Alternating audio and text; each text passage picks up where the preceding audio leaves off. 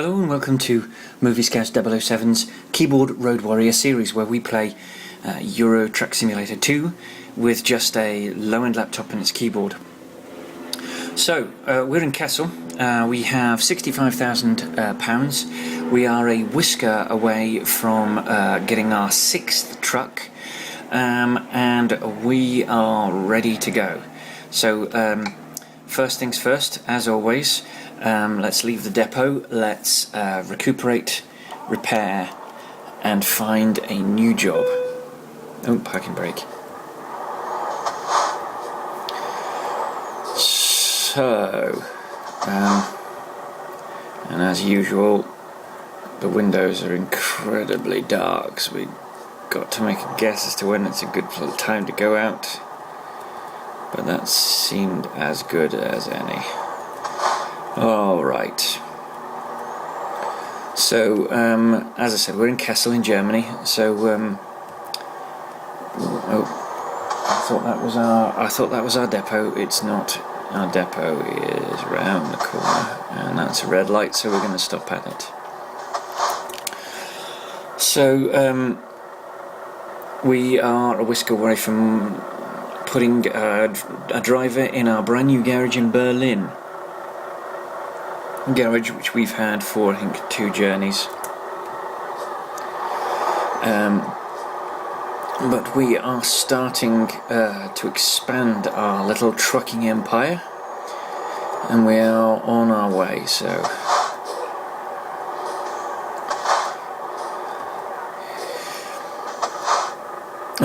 I haven't got a topic today. I had a topic picked out for the last 3 videos, and not sure what to talk about today.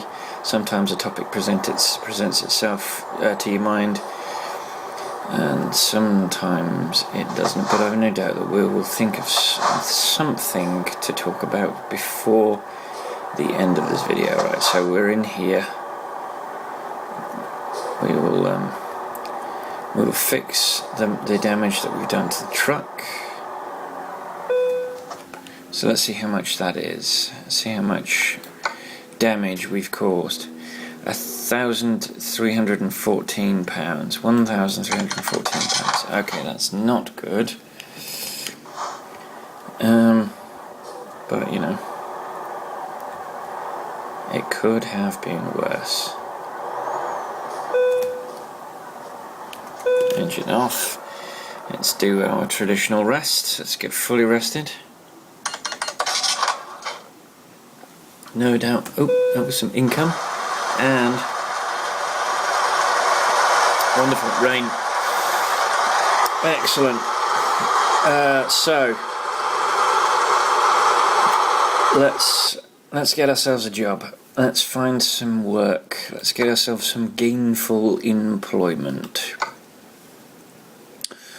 We are in Kassel, smack in the middle of Germany, so we're doing all right actually on the old Germany front. We need to find Hamburg, Osnabrück, Hanover, Magdeburg, Erfurt, Mannheim, Nuremberg, and München, or Munich as we know. I think that will be Dresden. Sorry. And then we will have found all of the German cities. Oh, Kiel. Kiel's around here somewhere. Yeah, there's Kiel. Actually, we've still got quite a few. So, we're in Kassel. Ooh, Le Mans. I like the sound of Le Mans. We're taking a reservoir tank, so it won't be too heavy. In fact, it's only 6 tons, but it is an oversized load. It's only a standard delivery, but that's fine. Or we could get at Paris. Ooh, that's an urgent delivery. Now let's go to Le Mans. Le Mans. It's the larger amount of money, and I'd like to reserve the journey to Paris for when we have enough cash to buy. Sorry, I need to go back in, obviously, and get that. The reason I go back in is because our GPS, so if I just click Kassel, our little GPS logo there is by Kassel, and so that's why I kind of prefer to go back in rather than just take the image. Okay, So let's fire up this bad girl. Let's pop the wipers on. Have we got the? Yeah, we've got the high beams. Have we got? Yeah, we've got our roof auxiliaries on. I didn't put my parking brake on. So, oof. Alrighty.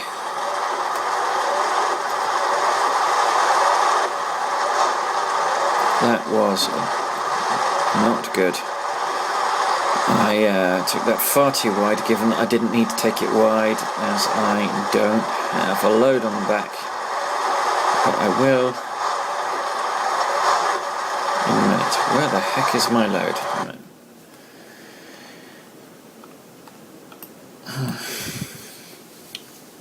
It's just the other side. Okay. So it should be in here.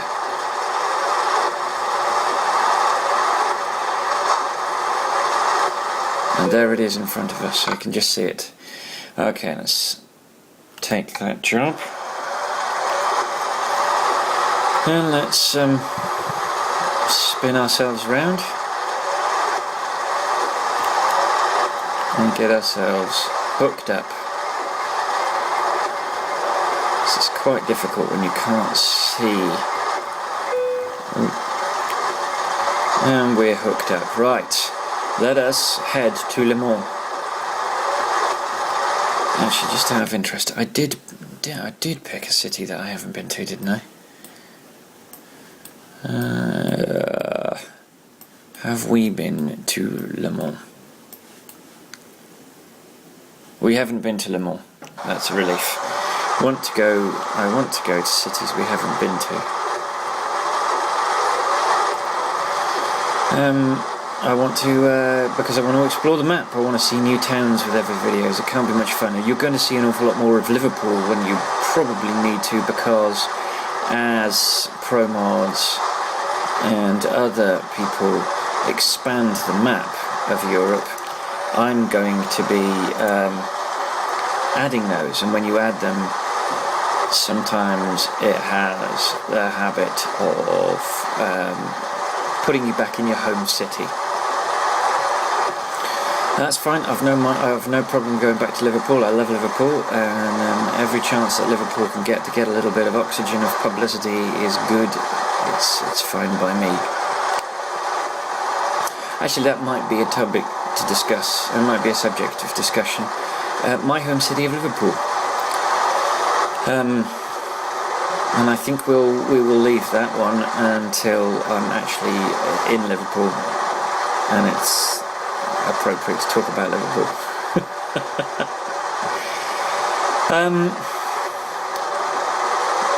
Let's talk about Doctor Who.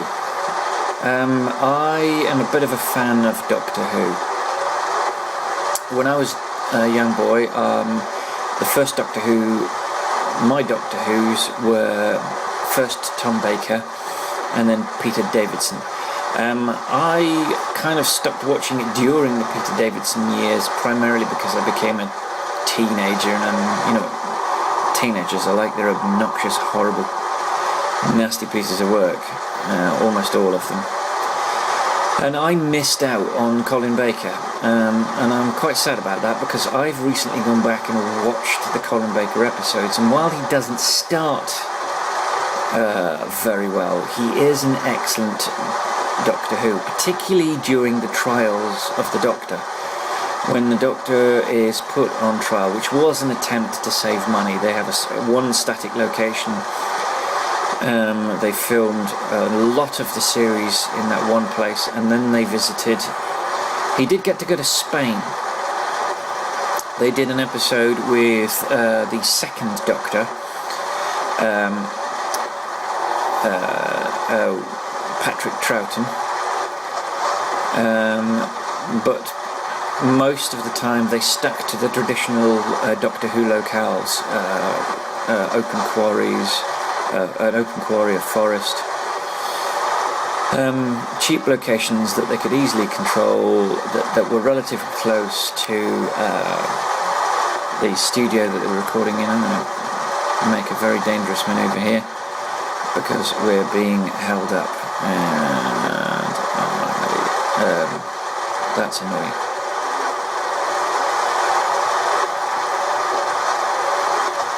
And we're going to get away with it, I think. I'm going to tuck behind him because I know what will happen. If I go around that blind corner, particularly, there we go, yeah, I probably would have crashed into that.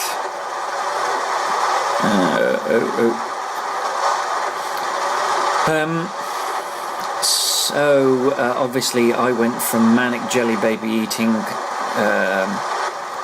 scarf wearer to English gentleman in a cricketing outfit, albeit a very fancy cricketing outfit with question marks on it, and oh, no. Come on, that's it. Always the danger of trying to overtake in appalling conditions with low visibility is that you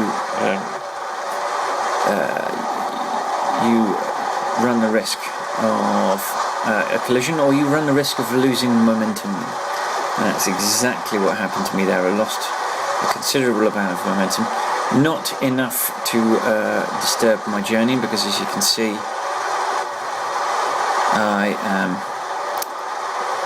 I was right up with the truck that I was following very quickly.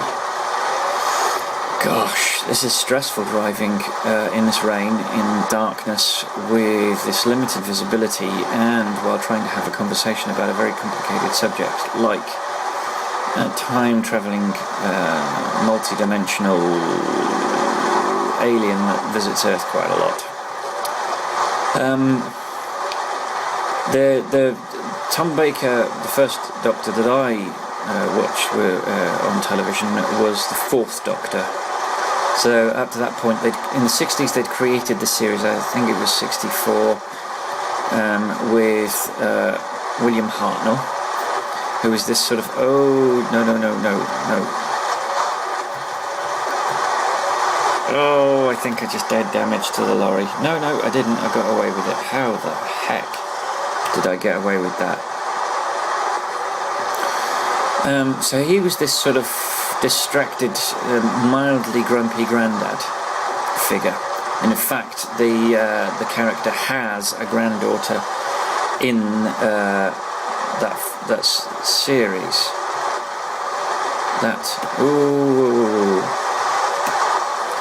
That incarnation has a granddaughter. Yeah, the loss of momentum is staggering. Then we had Patrick Troughton, who was like an overgrown schoolboy. Then you had Tom Baker, who was this excitable live wire bouncing around the place with incredibly intense stare and gaze. Then you go to this very introverted character played by Peter Davidson, who was a complete change from the previous Doctor, very concerned about his companions. He inherited quite a number of companions. I think at one point he had 4, so he was quite companion heavy. And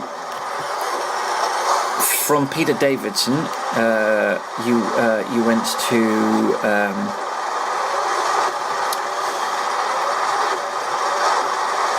Sylvester McCoy.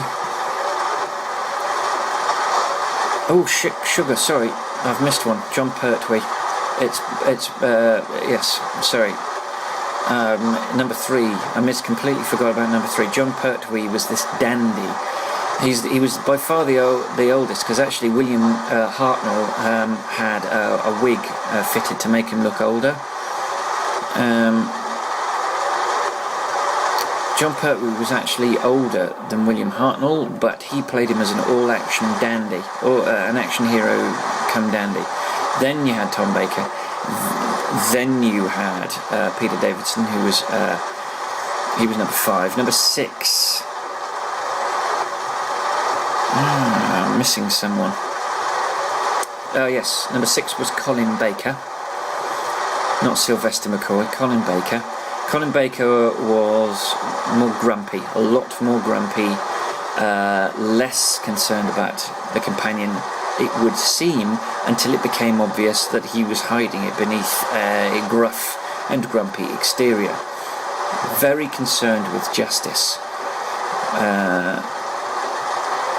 Very upright, very stiff upper lip, very British, not cricket. Poor old Colin Baker that played the sixth incarnation of the Doctor. He was lumbered with the most appalling costume. He hated it, and with good reason. It was an appalling costume.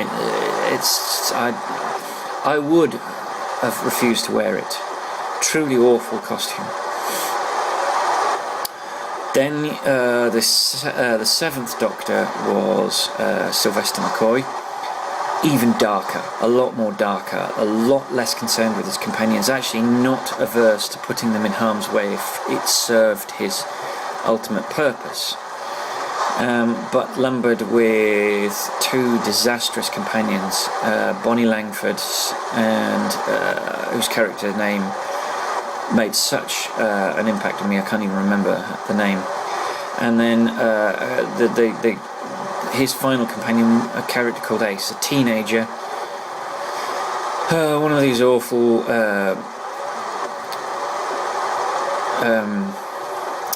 Wesley Crusher-esque style uber intelligent teenagers, totally unnecessary, an objectionable character, far too bubbly, far too, I don't know, just not an interesting character. The Doctor is the know-it-all. The Doctor should be the character that forwards the story, and I always felt that the companion was trying.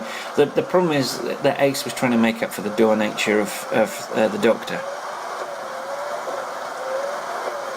Then you had the TV movie, which featured Paul McGann. Such an incredibly tragic waste of a talented actor. Whoa. See, this mist is really screwing me up because I can't see where the heck I'm going. And I'm going down here. Blimey, that was very nearly awful. Well, it was awful driving, but it was very nearly disastrous. Gosh, this fog, I've never driven in a fog like this before. It's just amazing. I'm not used to this level of fog.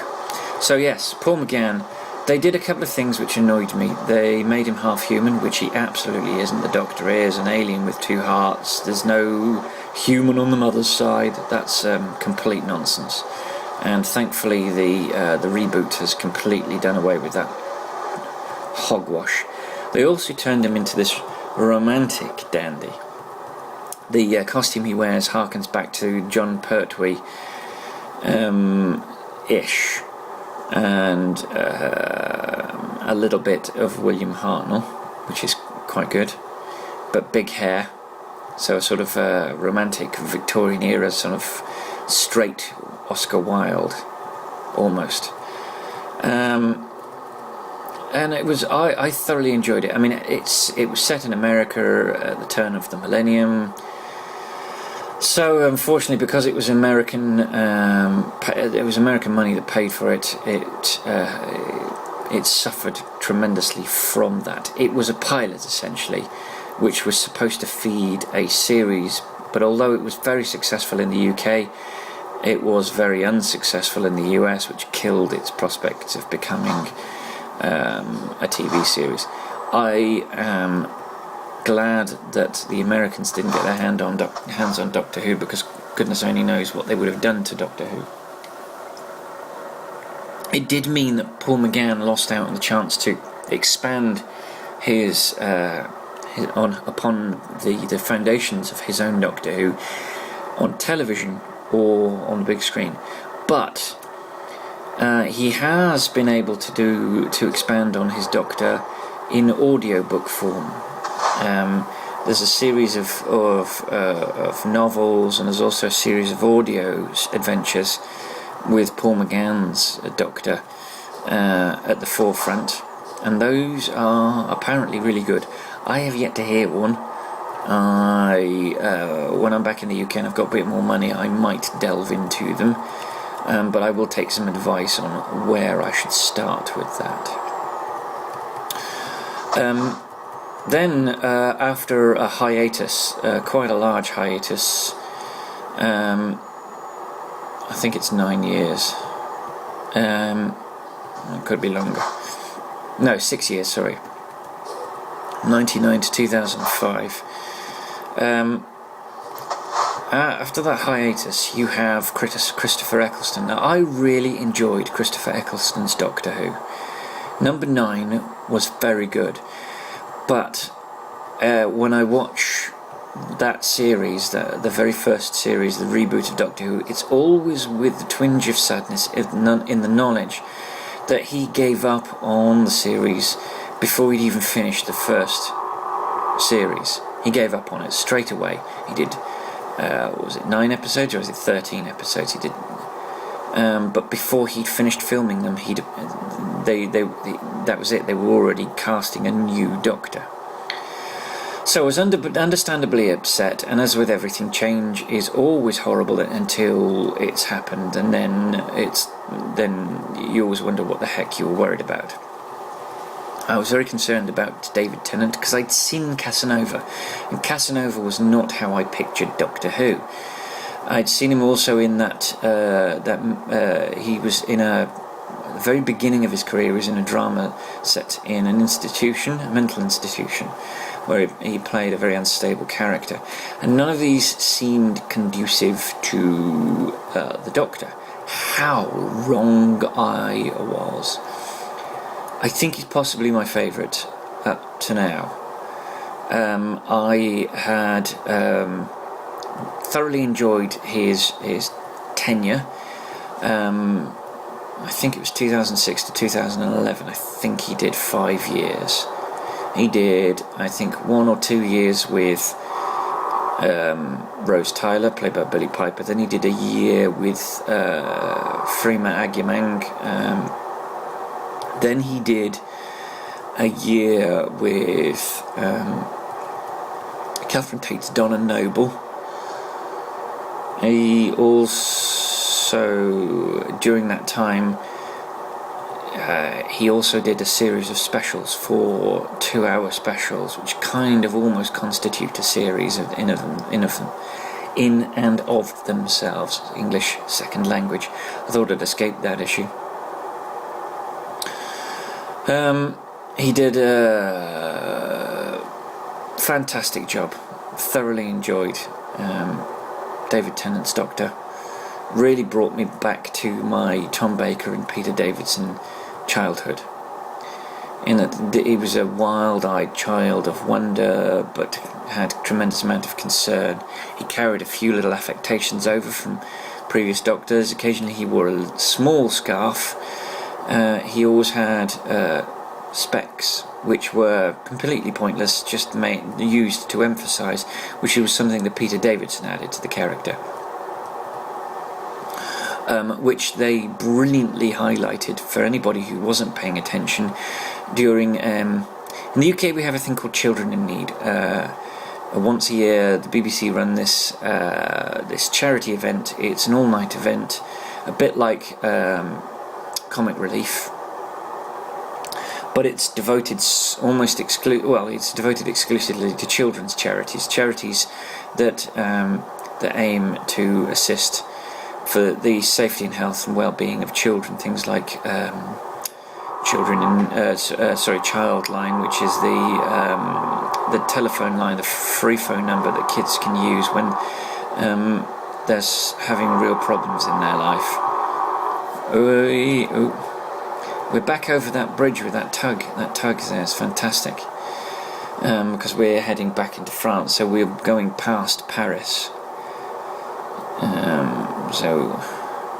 Isn't we still in Germany? I think that. Oops, I keep doing that.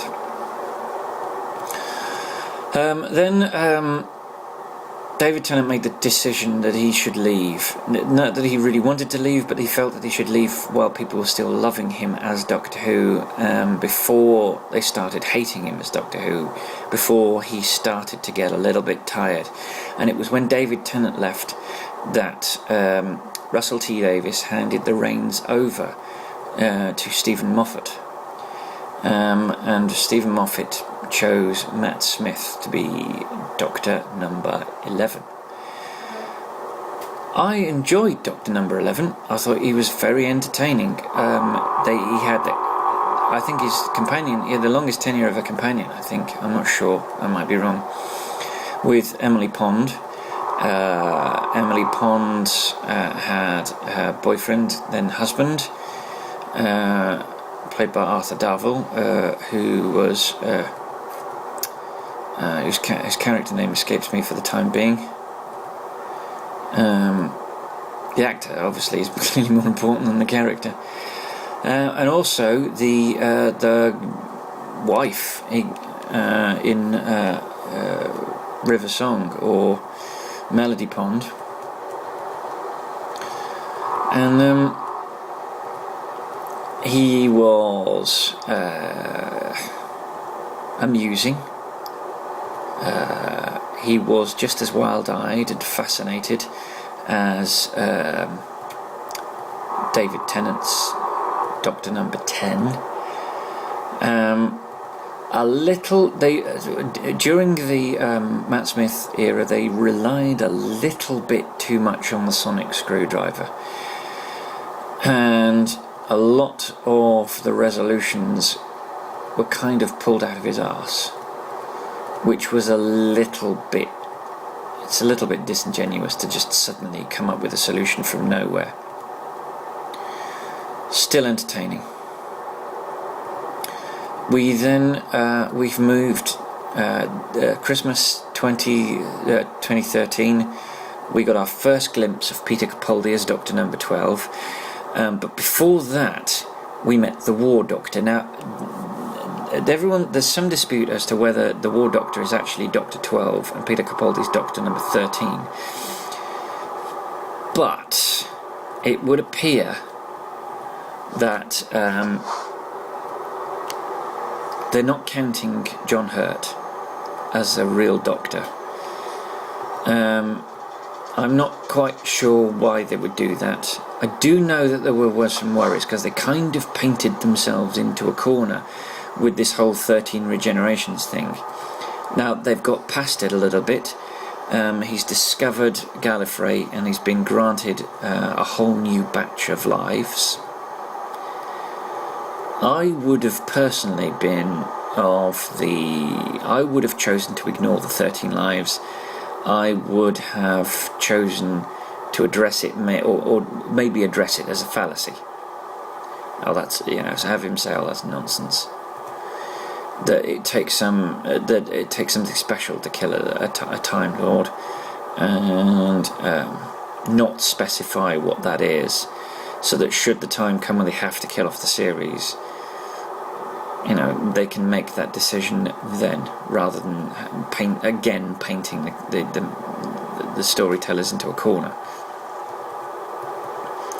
It might be that they choose this thing that they believe is unequivocally cataclysmic, and then it turns out in 20 years' time, when they're still making it, that cataclysmic event isn't nearly as cataclysmic as they thought, and they want to use that supposedly cataclysmic event as part of a storyline, and then can't because they've painted themselves into the corner of not being able to use it because that would kill off the character permanently. And then you get into the situation where you again have to ignore it and use it and think of it as a fallacy.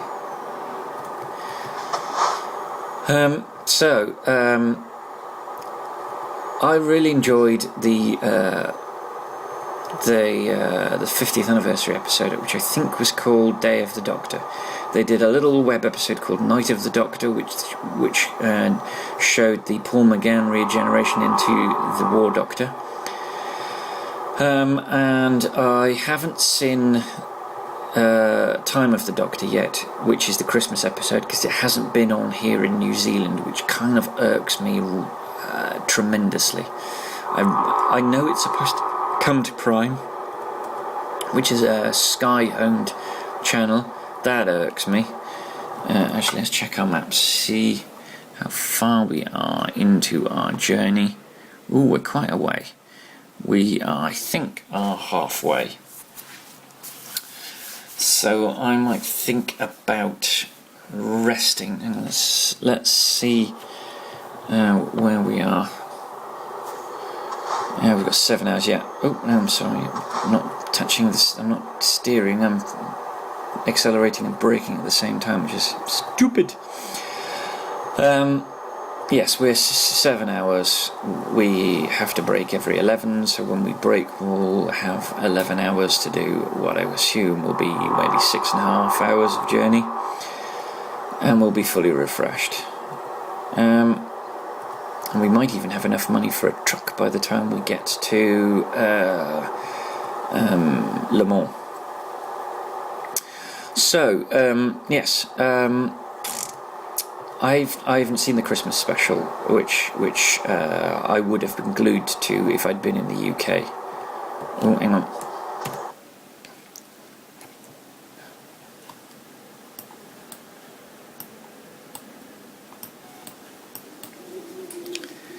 Right, not this one, not the next one, the one after the toll booth. We'll go in the one after the toll booth. Yeah. So I can't comment on that, but I have accidentally watched. I say accidentally. I hunted for it on YouTube.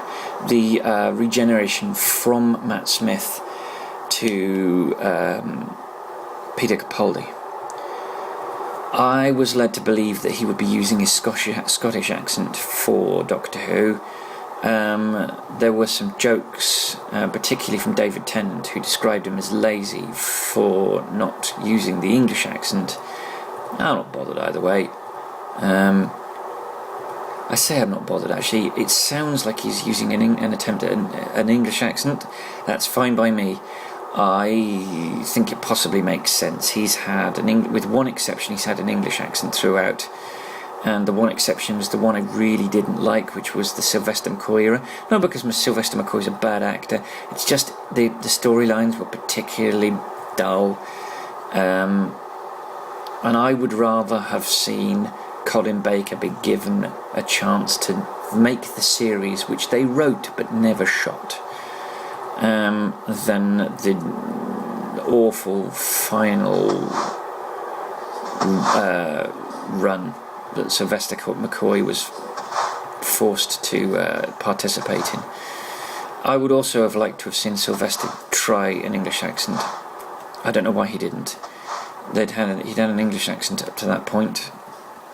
I don't suppose it makes much difference, in the way that it doesn't make much difference whether Doctor Who is black or a woman. I don't care one way or the other whether he's a black or a woman. At the end of the day, I just think if they made him black, well, no, not black, that's totally fine. I just think if they made him a woman, it would be for the wrong reasons. It would be it wouldn't be for the right reasons. It wouldn't be because it's a good idea for the furtherance of the story. It would be so that they could say, well, we've had a female Doctor Who. I'm not sure that would be the right way forward, but you never know. It's one of my favourite television characters. I tell you why he's one of my favourite television characters. He is a fantastic. Yes, this is what we want. This is where we want to sleep. Might as well put some petrol in. We're not empty, but might as well. He is one of the best role models for young boys that I can think of. Boys and girls. But I think particularly for boys, £618, 536.8 litres. Right, that's all right. I shall tell you why I think he's a wonderful role model for boys.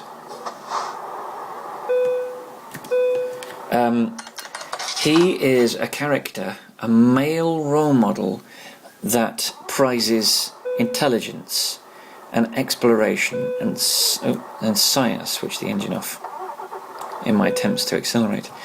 He is a male role model, and an almost unique male role model, in that he prefers reason, intelligence, exploration, science. He prizes those above killing and guns. Almost every other role model in entertainment is about force and violence and imposing your will and being a strong character, and not about being an intelligent character or being a character that prizes the intellect over brawn. And that, to me, is invaluable. To have a male role model for young boys, teaching them that finding a solution that doesn't involve killing someone is by far and away a better solution than shooting them. And I just wish £6 for our toll. I just wish there were more characters on television that were teaching science and history. The original brief of the programme was that it was to be an educational programme where they would go into the past to teach kids about history, and they would go into the future to teach kids about science. And that, to me, sounds like the most fantastic approach that I can think of. And if I were making Doctor Who, if I was playing the Doctor, I would be very much of a mind that I would want to promote that as a driving force behind the programme. Teach kids about history and teach them about science. And in every episode, whether it's a history episode or a science episode, teach them about diplomacy and compromise. Because I think compromising has become this. The word compromise has become a dirty word, as if there's something wrong with compromising. Every good relationship ever has been a compromise, always, without fail. Every good relationship has revolved around compromise. It has to. Compromise is the cornerstone of good relations. It's the cornerstone of diplomacy. It's the cornerstone of politics. If you are not being diplomatic, you're being rude and obnoxious, or you're being a mouse and you're letting people get away with something. There's I wish we could get past this idea that you must not compromise, never give in, never surrender. These are all valuable lessons for a nation at war when it comes to an intransigent opponent who has a totalitarian view of the world that doesn't revolve around personal choice and personal responsibility. But we don't live in that world anymore. An enemy of those, with those guiding principles of sort of no compromise and no surrender, just becomes a reflection of yourself rather than an enemy. And I think you can see that in American politics at the moment. You've got a party, a conservative right-wing party called the Republican Party, who have very conflicting views on the world. They claim to be religious, yet they do not want to help the poor and the needy. They claim, which was the cornerstone of the founding of the religion, was about loving your neighbour and helping those less fortunate than yourselves, being the good Samaritan and the good shepherd. They also prize money, which is at odds with their supposed religious beliefs. Now, I'm an atheist, so I find the concept of religion ludicrous. I cannot understand how you can subjugate yourself to a supernatural imaginary friend in the sky.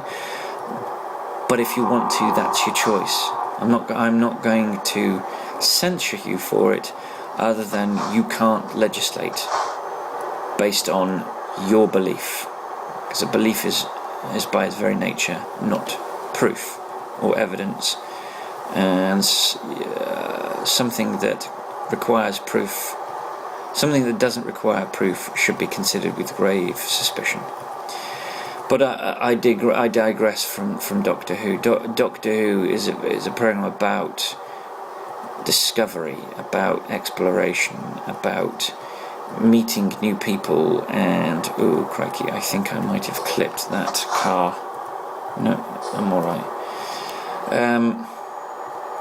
And that to me is something that I find wonderful and inspiring and fascinating, and it's one of the reasons why I love the programme so much.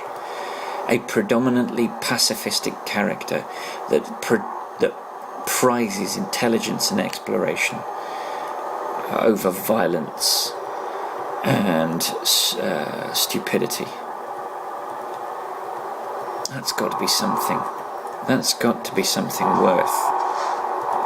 In fact, it's a character, if I was ever to become an actor, it would be a character I would love to play. I think it must be a fantastic thing. Must be a fantastic character to bring to life. And I've nothing but admiration for the people that bring that show to life. And considering how little budget the BBC traditionally has for programming like that, I think the programme looks fantastic. I think it's come a long way from its sort of Blue Peter sticky back plastic origins, where the special effects were not very special at all. Put it this way, there was a brand new substance called bubble wrap during, I think, Tom Baker's tenure as the Doctor, and they had a chap wrapped up in bubble wrap in a green suit, and they had the poor guy wriggle along the corridor in this bubble wrap, and the poor chap was making popping noises every time he moved.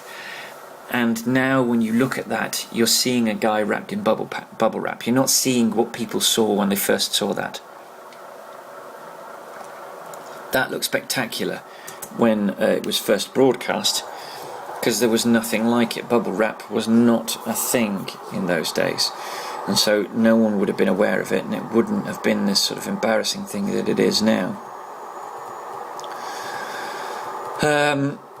But I think the special effects will, for the most part, in terms of television, and especially in terms of BBC budgets, those special effects will hold up. They will look pretty good to future generations, unlike sort of the very, very lo-fi, low-budget BBC special effects of the 50s, 60s, 70s and 80s.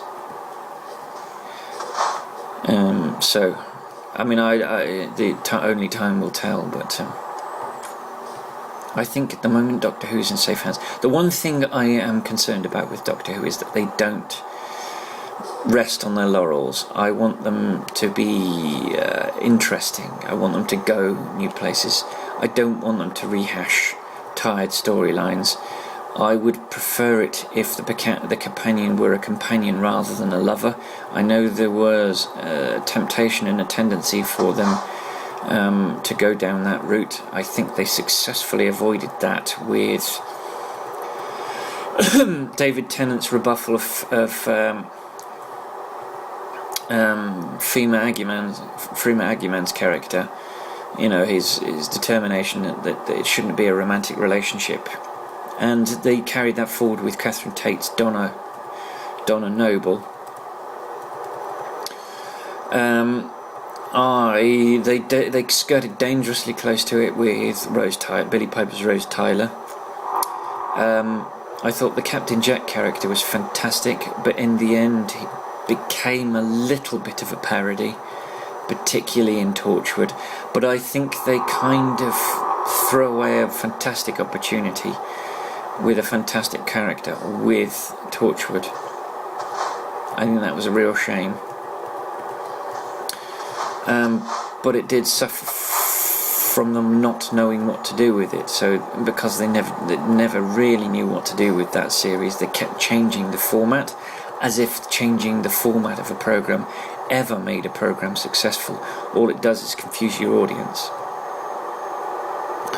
Fix with determination what it is you want to achieve, stick with that format, and trust in the writing, trust in the stories, and leave the format alone. There's nothing wrong with individual stories, and individual stories allow audiences, for a long-running series, individual stories allow an audience to drop in without feeling like they have to have watched all the other episodes. Whereas the last series of Torchwood was one overarching story. Now you can have that. Doctor Who successfully incorporated many long-running stories. Bad Wolf was the Billy Piper one. They had Amelia Pond was all about the crack in time. That's fine. Include an overarching story, but as a small part of the episode. Don't make it what the episode's about. Make it the episode so that the audience can watch it without feeling like that element means they've missed something. That they get enough of a story from the episode that they can live without knowing who Bad Wolf is, or something like that. So I'm excited for the Peter Capaldi era. I got the feeling that there was the temptation with Olivia. Is it not Olivia Colman? Sorry. Oh, I can't remember her name. That's appalling. That's really appalling, and I do apologise to the actress. But I could see already in their faces, in the stories, the temptation to turn the companion and the Doctor into a quasi-romantic relationship, in the way that they couldn't do with Amy Pond because of her boyfriend/husband character played by Arthur Darvill, and I still can't remember his bleeding character name either.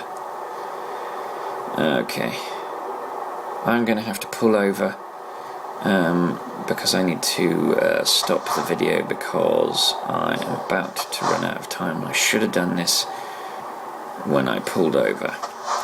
Parking brake on. Alright, back in a sec. Okay, so we are saved and we're not going to lose any of our journey. So the Peter Capaldi relationship with do you know what? I should have looked up these names while I was waiting for the software to finish.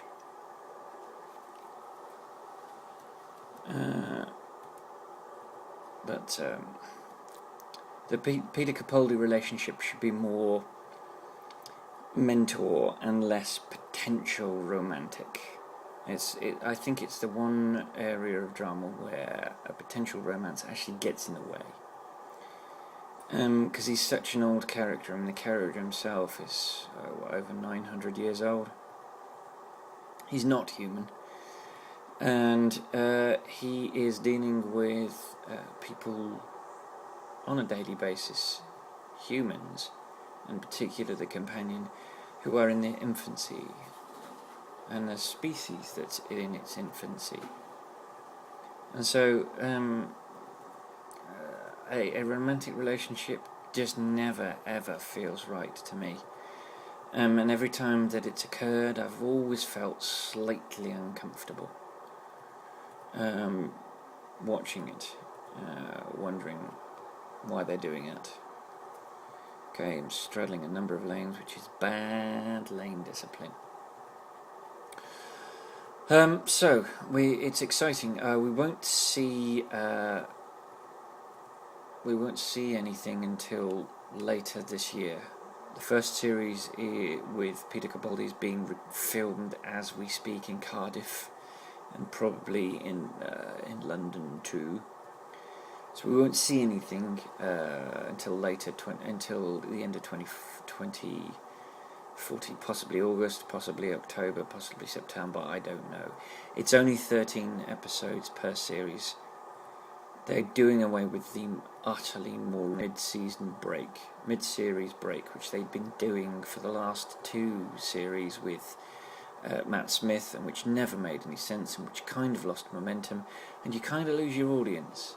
It's alright if you're doing a 24 episode series, you have to give the audience a bit of a breather.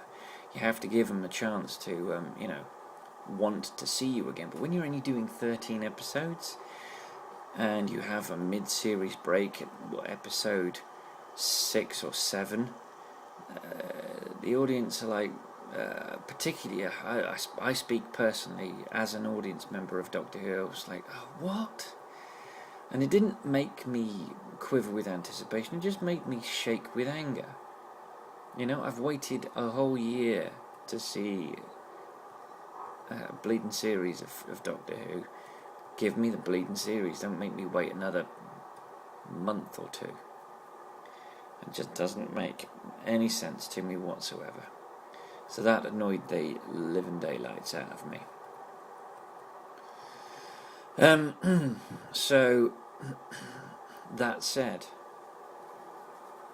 it always seems like 13 isn't enough, but we never do that many episodes in the UK.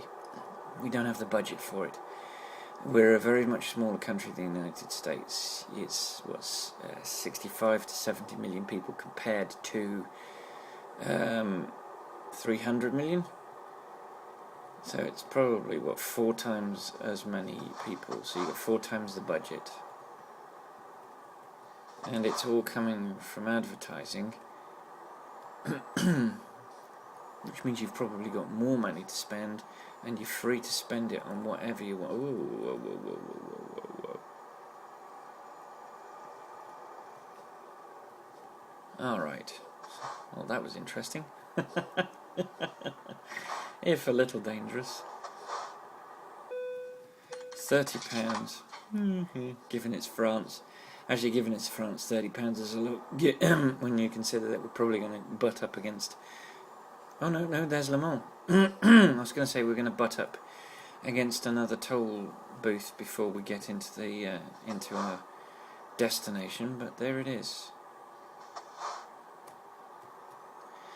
And I believe we are damage free, which...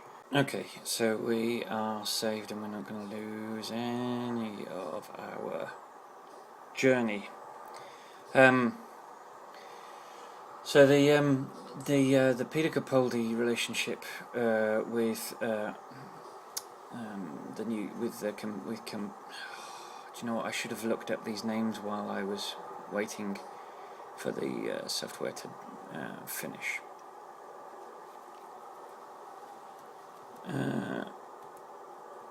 But the Peter Capaldi relationship should be more mentor and less potential romantic.